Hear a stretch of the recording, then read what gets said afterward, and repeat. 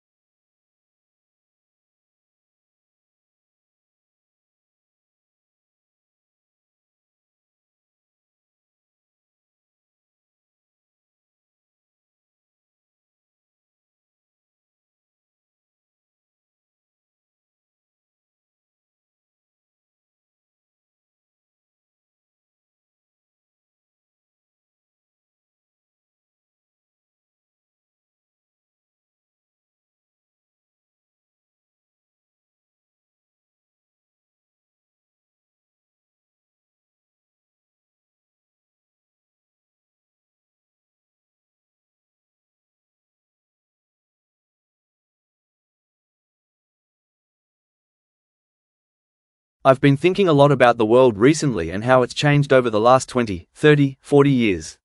20 or 30 years ago, if a chicken caught a cold and sneezed and died in a remote village in East Asia, it would have been a tragedy for the chicken and its closest relatives, but I don't think there was much possibility of us fearing a global pandemic and the deaths of millions. 20 or 30 years ago, if a bank in North America lent too much money to some people who couldn't afford to pay it back and the bank went bust, that was bad for the lender and bad for the borrower, but we didn't imagine it would bring the global economic system to its knees for nearly a decade. This is globalization. This is the miracle that has enabled us to transship our bodies and our minds and our words and our pictures and our ideas and our teaching and our learning around the planet ever faster and ever cheaper. It's brought a lot of bad stuff, like the stuff that I just described, but it's also brought a lot of good stuff. A lot of us are not aware of the extraordinary successes of the Millennium Development Goals, several of which have achieved their targets long before the due date. That proves that this species of humanity is capable of achieving extraordinary progress if it really acts together and it really tries hard.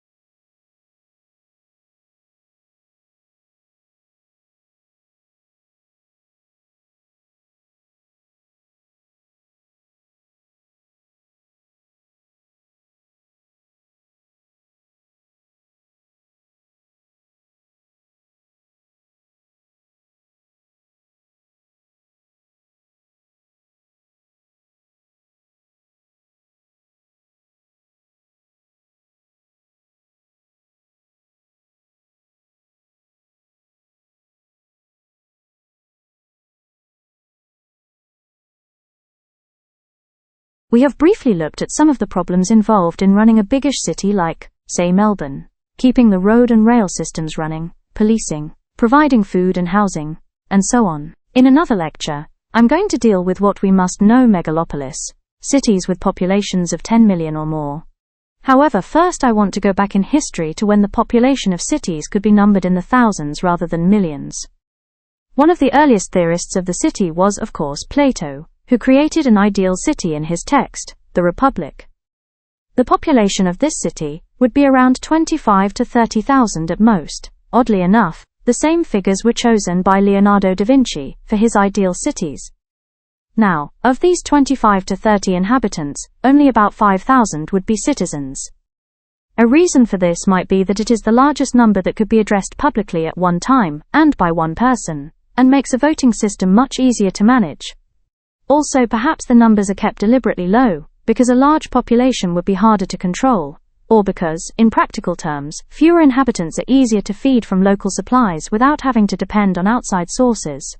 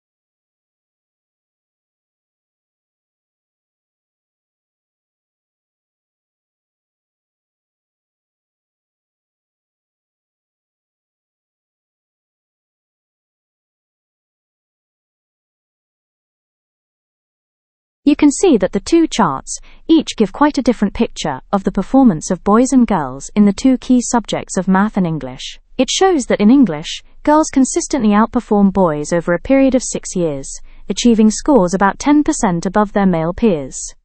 There is quite a different picture when we look at the math results with no real difference between genders in the results. What is the explanation for these key differences? To answer this question, researchers look at biological and cognitive factors, and a range of social factors.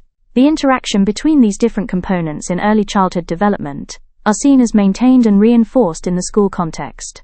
And this leads to distinct gender patterns of behavior and skills, with direct consequences for school performance and achievement. The ultimate uses of this evidence are to show that biological factors, such as patterns of cognitive developments, are closely linked to social factor, such as learned gender categories. These cognitive skills are learned both preschool and subsequently at school, supported by the responses of teachers, creating a reinforcement of patterns.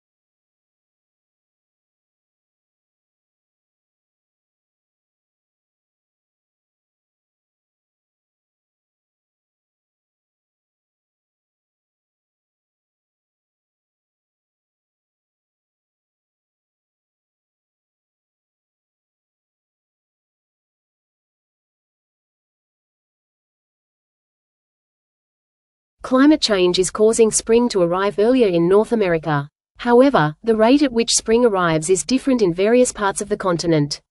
For example, in some areas, the temperature warms up quickly, and plants start blooming sooner. In other regions, the change is slower, and spring arrives only a few days earlier than before. Scientists have noticed that spring is not advancing as evenly as we might expect. This difference in the arrival of spring can affect the environment. For instance, animals like birds and insects rely on certain plants and flowers blooming at the right time for food and habitat. If spring comes too early or too late, it can upset this balance. Also, farmers may find it challenging because crops need specific weather conditions to grow well. With climate change, the unpredictability of seasons can create problems for both nature and human activities.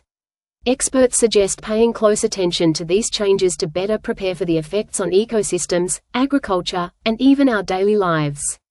Understanding how spring changes can help us adapt better to the impacts of climate change.